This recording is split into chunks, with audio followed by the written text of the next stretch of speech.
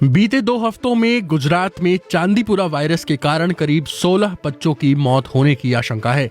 ये बीमारी एक खास किस्म की मक्खी से फैलती है जिसे सैंड फ्लाई कहते हैं। आखिर वो क्या कारण है जिनसे ये बीमारी फैलती है और अगर ये मक्खी काट ले तो क्या होता है और ये पैदा कहाँ होते हैं, इस वीडियो में हम आपको ये सब बताने वाले हैं। सबसे पहले आपको ये बता दें कि आखिर ये फैलता कैसे है। चांदीपुरा वायरस एक वेक्टर जनित बीमारी है जो सैंड फ्लाई के द्वारा फैलती है। ये मक्खियां उन कच्चे पक्के मकानों की दरारों में रहते हैं जो मिट्टी और गोबर से लीपे पोते हुए होते हैं। आमतौर से ये संक्रामक मक्खियां घर के अंदरूनी हिस्सों में पैदा होते हैं। नमी इन कीड़ों के लिए सबसे अनुकूल माहौल होता है जहां ये पैदा हो सकते हैं। ये सैंड फ्लाई अंडे देते हैं जो बड़े होकर वयस्क मक्खी का रूप ले लेते हैं। ये मक्खियां इतनी छोटी होती हैं कि नंगी आंखों से दिखने वाली मक्खी के मुकाबले इनका आकार 4 गुना कम होता है। जून से लेकर अक्टूबर के महीने के बीच चांदीपुरा वायरस के सबसे ज्यादा मामले सामने आते हैं। अब आपको ये बता देते हैं कि किस वातावरण में ये वायरस सबसे ज्यादा पैदा होते हैं। हिम्मतनगर सिविल अस्पताल के बाल चिकित्सा विभाग प्रमुख डॉक्टर आशीष जैन ने बीबीसी से बात करते हुए कहा, चांदीपुरा वायरस सैंड फ्लाई और मच्छर दोनों से फैलते हैं। ये मक्खियां उन घरों की दीवारों में आई दरारों में नजर आती हैं जो मिट्टी या गोबर से पुती हुई होती हैं। गंदे इलाकों में बने घरों की दीवारों में आई दरारों में भी ये मक्खियां मिलती हैं। जिन कमरों में हवा और सूरज की रोशनी नहीं आती वहां पर ये मक्खियां पैदा होती हैं। अब सवाल ये है कि क्या ये कोई संक्रामक रोग है? ये संक्रामक रोग नहीं है।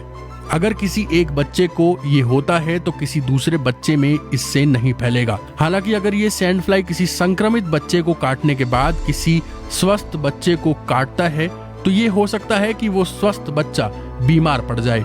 इस बीमारी की गंभीरता पर बात करते हुए डॉक्टर आशीष जैन ने कहा, इस बीमारी से जान गंवाने वाले बच्चों की दर करीब 85% है। इसका मतलब ये है कि अगर 100 बच्चों को ये बीमारी होती है तो 15 ही बचाए जा सकते हैं। आमतौर से इस बीमारी की चपेट में 14 साल तक के बच्चे ही आते हैं जिनकी रोग प्रतिरोधक क्षमता कमजोर होती है। अब आपको ये बता देते हैं कि इस बीमारी के लक्षण क्या हैं। आमतौर से इस बीमारी के लक्षण कुछ इस प्रकार हैं: तेज बुखार, दस्त, उल्टी आना, जब्ती, नींद न आना और बेहोशी। और कुछ घंटों के बाद संक्रमित बच्चा कोमा में भी जा सकता है। चांदीपुरा वायरस से इन लक्षणों के अलावा चमड़ी पर धब्बे भी पड़ जाते हैं।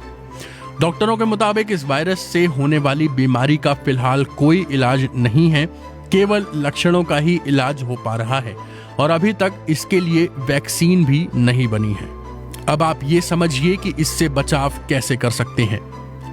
घरों और आसपास के इलाके में साफ सफाई रखें, कूड़ा कचरा दूर रखें, दीवारों में आई दरार और छोटे गड्ढों को जल्द से जल्द ठीक करें। कमरे के अंदर सूरज की रोशनी लाने का प्रबंध करें। बच्चों को मच्छरदानी में सुलाने का प्रबंध करें। अगर हो सके तो बच्चों को धूल में खुले में खेलने से रोकें। कहीं भी पानी जमा न होने दें। कहीं भी मच्छर या मक्खियों को पैदा होने से रोकें। अगर इनमें से कोई भी लक्षण नजर आते हैं तो तुरंत डॉक्टर से मिलें।